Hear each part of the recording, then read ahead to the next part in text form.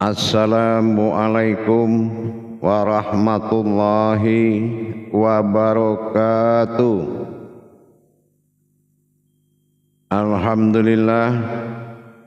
Alhamdulillahi rabbil alamin. Assalatu wassalamu ala asrafil anbiya'i wal mursalin Sayyidina wa maulana Muhammadin. Asyhadu an la ilaha illallah wa asyhadu anna Muhammadar Rasulullah. Allahumma sholli ala Sayyidina Muhammadun musabihil wal ikram, ya wal jalil wal ikram. La nabiyya ba'da, amma ba'du, ibadallah wa ittaqullah. Bersyukur kita kepada Allah dengan mengucapkan alhamdulillahi rabbil alamin atas segala limpahan karunia rahmah dan hidayahnya, serta dengan izin dan ridhonya juga kita dapat menjalankan amanahnya beramal dan beribadah zahir batin dunia dan akhirat. Bersalam kita tidak akan pernah kita lupakan, marilah sama-sama kita sampaikan kepada junjungan kita Nabi Allah Nabiul Akhirul Zaman Rasulullah Muhammad sallallahu alaihi wasallam. Atasnya kalimahnya kita kalamkan dengan membacakan Allahumma sholli ala Sayyidina Muhammad wa ala alihi Sayyidina Muhammad. Alhamdulillah bertemu lagi dengan saya Guru Mursyid Syekh Nur Muhammad Buya Irwan Maulana Al-Khalidi, Pasaman, Sumatera Barat. Tentunya dalam rangka meningkatkan iman dan takwa kita kepada Allah, marilah sama-sama kita bertolabul ilmi, belajar menuntut ilmu, karena tanpa ilmu semua perbuatan tidak akan bisa kita capai. Faqulu mimbi khairi ilmin ya'malu wa amallahu maludatul la takhabalu. Beramal dan beribadah tanpa ilmu pengetahuan, maka amal ibadah tidak akan sampai, bahkan tidak diterima oleh Allah Subhanahu wa taala.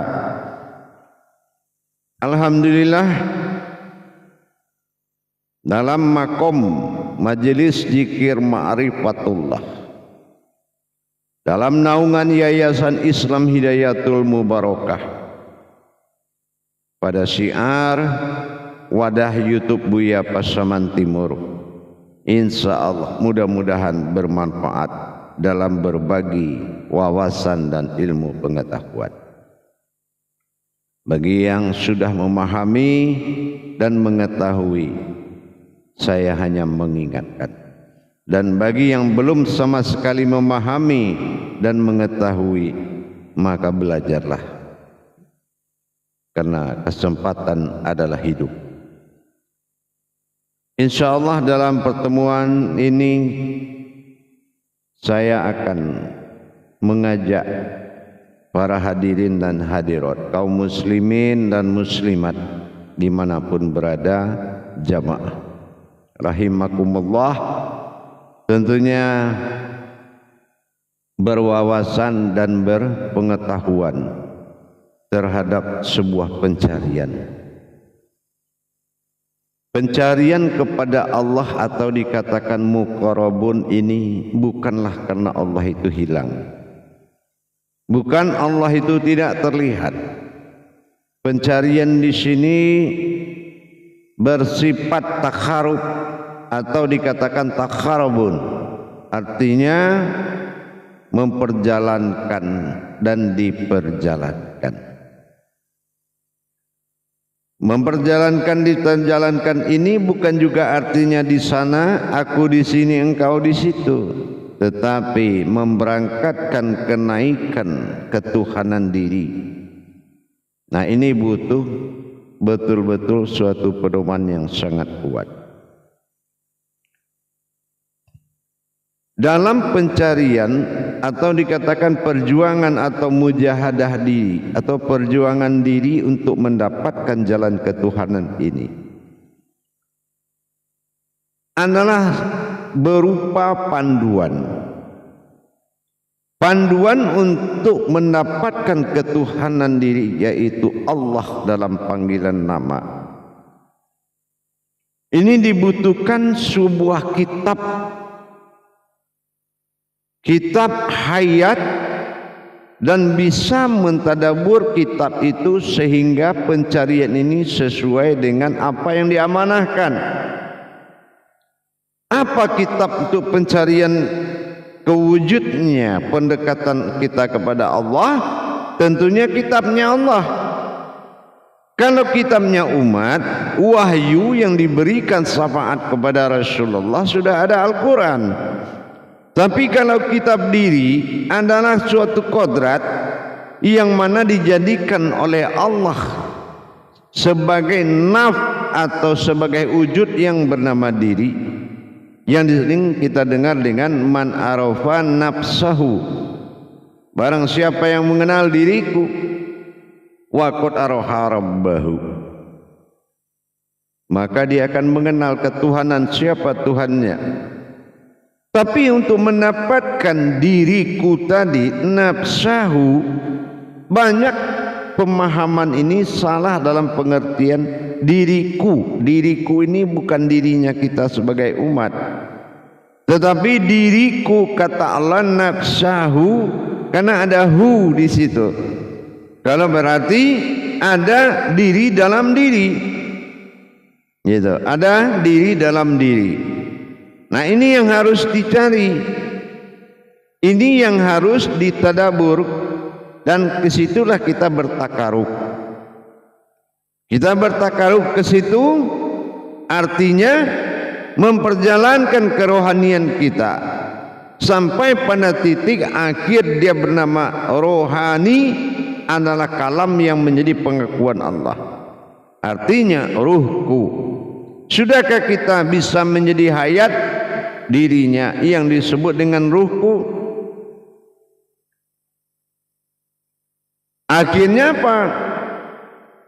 Ruhku itu ciri-cirinya Muhammad Rasulullah. Itu ruhku kata Allah. Apa ciri-ciri Muhammad Rasulullah? Muhammad Rasul Allah. Muhammad adalah makom kodrat. Mimha mimdal. Rasul, roh yang berasal Allah dari aku. Nah, inilah.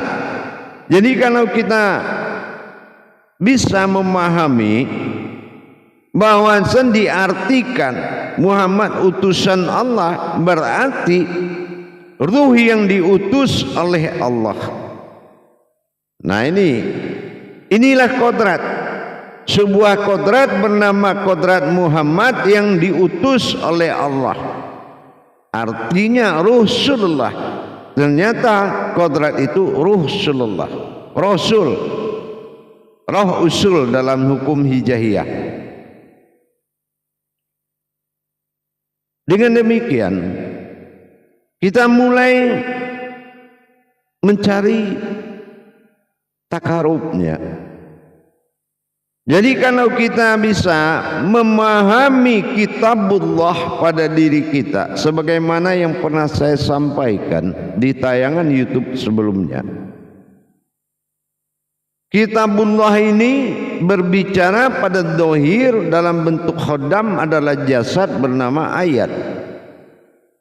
Tapi berbicara kembali kepada hayatnya atau kodratnya, hayatnya daripada kodrat, itu adalah ruhani. Jadi kalau kita melihat ayat dan hayat, inilah Al-Quran yang hidup. Itu yang dikatakan kitabullah, kitabnya Allah. Cara mencari kitab Allah, cari kodrat-kodrat yang syahadah, yang sa'adiyah. Dan ini jabariyah. Kitab inilah yang akan mengungkap dan memperkenalkan Allah. Anggap diri kita ini lagi melihat kitabnya Allah dan belajar kepada kitabnya. Contoh kata kitab apa? Al-An'am. Al-An'am ini kita tahu nama sebuah kodrat batin, An'am. Nah, sementara an itu kodrat diri, am itu wujud diri yang terlihat. Nah, ini namanya kitab. Sudah satu surat.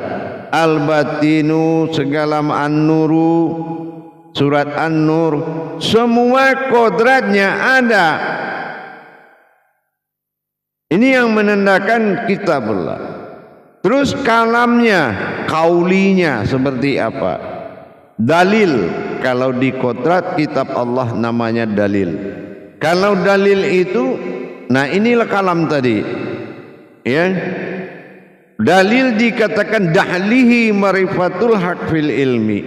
Dalilku adalah kebenaran dari sebuah ilmu. Dalil Allah memperkenalkan wujudnya Allah. Dalil Allah adalah kesucian yang tidak tersentuh oleh zahir. Itu dalil. Dan berdalil Allah itu tidak mudah. Kebanyakan kita hanya mampu mendalilkan dalil sunnah. Yaitu dalil sunnah apa? Nah inilah kitab-kitab sunnah. Hadis itu dalil sunnah. Sabda dalil sunnah. Tapi yang dikatakan dalil bidahlihi, dalil batinku sendiri, nah ini adalah kauni, ya, yaitu sebuah kebangkitan batin dari suara bernama kauni, maujud dia bin nama mutakalimun, dan terwujud dan terdengar itu bernama kalam. Jadi untuk mendapatkan dalil itu tentu kita harus tahu bagaimana mengeluarkan kodrat kauninya yang tidak bersentuhan dengan tubuh. Nah, jadi itu. Jadi pengenalan kitab-kitab Allah pada diri, dan kitab Allah itu adalah diri, ini perlu tuntunan yang lebih bagus, tuntunan yang lebih hati-hati. Tanpa tuntunan tidak akan bisa dapat. Kenapa? Karena dia kelompok daripada wahyu. Dia kelompok dari wahyu yang harus dituntun dalam pencarian. Jamaah yang dirahmati Allah rahimakumullah. Semua kitab bisa kita kupas. Kitab demi kitab apapun bisa dipelajari. Tetapi ada kitab yang tidak bisa dipelajari tapi dihayati dan dinikmati, adalah kitabullah.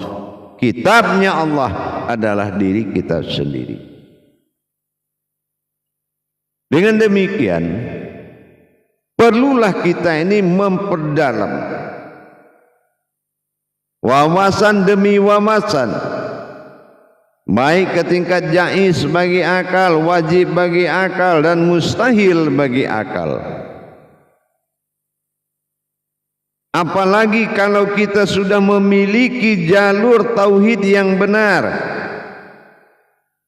tingkat iman yang benar, tingkat ilmu yang benar, terutama ada pada murid yang benar dan guru yang benar. Kita percontohkan banyaknya sejarah ketuhanan di muka bumi ini, sehingga semua seperti kenal dengan Tuhan. Saking banyaknya cerita, saking banyaknya pemahaman, tapi pernahkah dia berpikir dengan satu angkatan takbir dalam solat, maka nyatalah wujud Tuhan dan umat dalam hakikat sir, tajalli sirullah dalam pertemuan. Karena kalau dia berbicara, kalau kita berbicara sudah bersifat isyarah, sudah bersifat petunjuk, apalagi asy'ari, kita sudah menerima bekas dari belajar. Itu lebih beda dengan orang yang meraba-raba atau salah menempatkan kekitaban pedoman kepada wujud kaji yang dikaji. Kita lihat, kalau dia mencari, kebanyakan ada sebagian orang mencari tarekohnya Tuhan diambil dari hukum sunnah. Ada juga yang mencari ma'rifatnya kepada Allah tapi diambil dalam kitab sunnah. Ini sudah tidak pada tempatnya. Ini sudah tidak pada tempatnya. Adab dalam beragama tidak dibolehkan untuk mencari adab ilmu dalam beribadah. Adab ilmu ibadullah, adab agama ibadihi. Ini beda. Hakikat bertuhan dan hakikat beribadah itu beda. Makanya kita lihat dalam anjuran-anjuran tauhid di dalam Al-Quran, dikala ruku dan sujud itu disampaikan dengan kalam yang jelas. Tapi dikala berdiri dan duduk itu tidak dibahas. Nah, ini menandakan ada kodrat ibadah dan ada kodrat ilmu, namanya ilmu ibadah. Tapi karena ada amaliyah, yaitu sifat dohir, maka dikatakan ilmu amal dan ibadah. Jadi kita harus bisa memisah-misahkannya. Apalagi dahulu mana kita kaji diri bertuhan atau mengkaji solat. Dikaji apa itu berdiri sampai sujud, sampai duduk, sampai bubar, berakhir. Terus tidak dikaji juga siapa yang berdiri, kemana berdiri, dan bagaimana menyembah dan disembah. Kalau adab itu ada setelah wujud itu ada. Kalau wujud bertuhannya belum sempurna, bagaimana adab itu akan sempurna? Kebanyakan kita percontohkan yang pernah kita sampaikan juga, itu di saat seorang imam memimpin jamaahnya dalam masjid. Dia hanya memiliki kemampuan,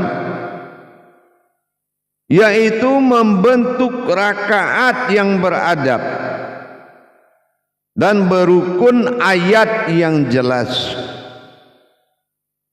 Berukun ayat yang jelas, beradab rakaat yang baik. Afdol fasyih dalam berayat dan berakaat. Tapi apakah sudah fasyih dan afdol dalam bertuhan? Kodrat imam didirikan dengan hayya 'alas shalah, iqamati shalah. Kodrat jamaah didirikan oleh ifa'alus shalah atau hayya 'alal falah. Orang mengerjakan dengan mendirikan tidak akan pernah sama. Nah, kita tanya kepada imam kita, di mana jamaah, di mana Tuhan, dan di mana engkau? Imam di mana, Tuhan di mana, jamaah di mana? Di mana penempatan pensaksian dalam salat fardu ain? Fardu wajib ain menyaksikan. Itu kan juga jelas-jelas. Apakah imam menyembah? Apakah imam menjadi kodrat? Apakah imam mentajalikan kodrat? Atau apa fungsinya di dalam kerohanian, di dalam ibadah? Kalau dalam amaliyah sudah pastilah terdengar ayat bergerak rakaat. Tapi di dalam ibadah, tajali-tajali ini, di mana saat imam melebur diri dan menyaksikan dohirnya Tuhan menghadap kepada wujudnya semula. Ini di dalam perantara antara imam dengan jamaah harus benar-benar tertata dengan baik. Bagaimana bisa kita tahu seorang jamaah di belakang kita, apakah dia sudah menghadap Allah atau belum? Atau memang dia tidak menghadap Allah, hanya mengikut saja? Atau bagaimana imam? Bagaimana imam menghadirkan Allah yang akan disembah oleh imam dan jamaahnya? Atau mungkin imam mewujud daripada Allah? Perlulah pertanyaan. Dan apakah mungkin zahirnya Allah di adalah jamaah yang terlihat? di mana dia bisa dilihat dalam mata batin imam. Ini juga hakikatnya harus benar-benar diselesaikan dengan baik. Ini ibadah. Makanya syahadat itu diletakkan oleh Allah pada peringkat pertama di dalam rukun Islam. Karena memang harus diproses ketauhidannya dulu sebelum dia melaksanakan sholat. Sholat adalah yang kedua di dalam rukun Islam. Berarti kesempurnaan tauhidnya di rukun Islam pertama ini harus benar-benar dibentuk. Betul-betul kita harus membentuk tauhid yang benar terhadap adab kepada Allah. Jemaah yang dirahmati Allah rahimakumullah. Jadi untuk mentadabur diri kita sebagai kitabullah, dasar-dasar iman tauhid ini adalah kekuatan utama. Bukan kitab-kitab sunnah yang menuntun ma'rifatullah. Tidak akan bisa. Perjalanan rohani dalam makom ma'rifatullah tidak akan bisa dipimpin oleh suatu kitab sunnah apapun. Kenapa? Anjuran perjalanannya melenyapkan menjadi satu, sementara kitab sunnah satu melenyapkan, mendirikan sebagai yang banyak. Kalau di dalam ajaran ma'rifatullah syuhudul kasra fil wa'dah, kusyuhudul wa'datu fil kasrati, ini melihat yang banyak pada yang satu, melihat satu itu yang banyak. Ini permintaan ayat ini benar-benar menuntut pembukaan hijab kodrat kajiannya. Tidak mudah jamaah sekalian, tetapi tidak sulit kalau kita jalankan. Dengan demikian bermuqarabun melalui takharub, menghadirkan dan memperjalankan, mendirikan adalah takharub. Ini wajib dilakukan oleh Islam, wajib dilakukan oleh umat terhadap ketuhanan mutlak bagi diri kita. InsyaAllah kesadaran demi kesadaran bertuhan kepada Allah, kita harus selalu meningkatkan kualitas diri kita.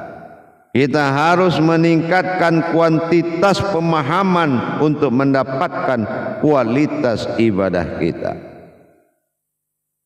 Kalau kualitas ibadah kita baru hanya bergerak, mengingat rakaat dan mengingat ayat, takut lupa ayat, takut lupa rakaat, akhirnya lupa Tuhan. Karena konsep ketuhanannya sangat lemah di dalam mendirikan ibadah.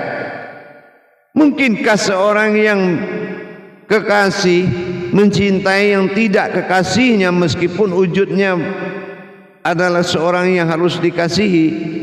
Tidak bisa. Menjadi kekasih itu harus melalui proses takharub.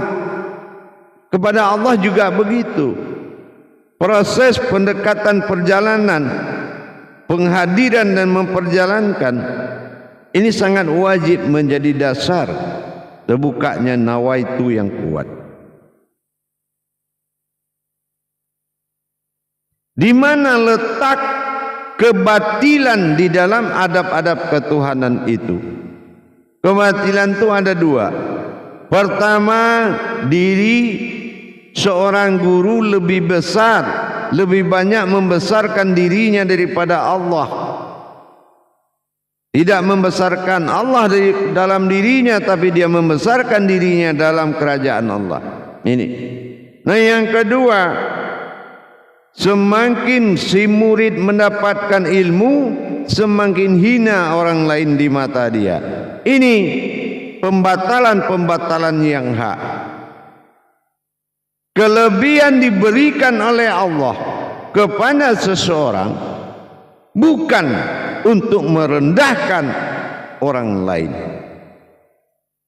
karena orang lain itu juga adalah batin-batinnya Allah. Itu namanya munafik. Jadi tidak boleh terjadi kelebihan ini dijadikan oleh Allah untuk kita, terus kita untuk merendahkan orang lain atau menghina atau mengecilkan.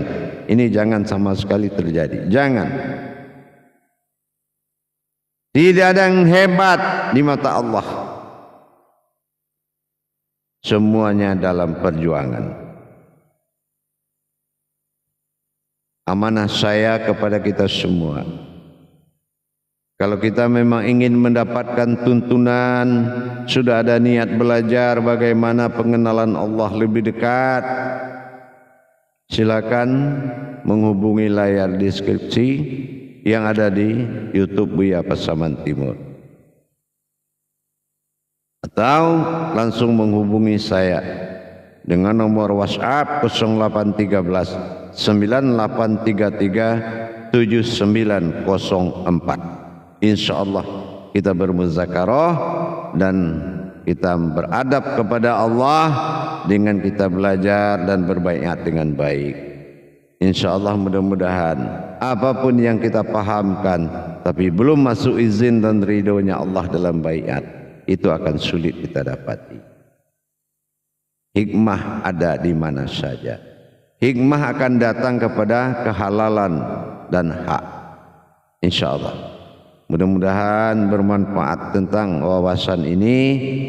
Bagaimanapun kitab Allah itu adalah dirimu. Itulah yang harus kamu takarubkan. Itulah yang harus diperjalankan, dikaji, dikupas, tadabbur diri. InsyaAllah. Mudah-mudahan dalam diri ada diri yang berdiri, yaitu sesuatu yang berdiri. InsyaAllah.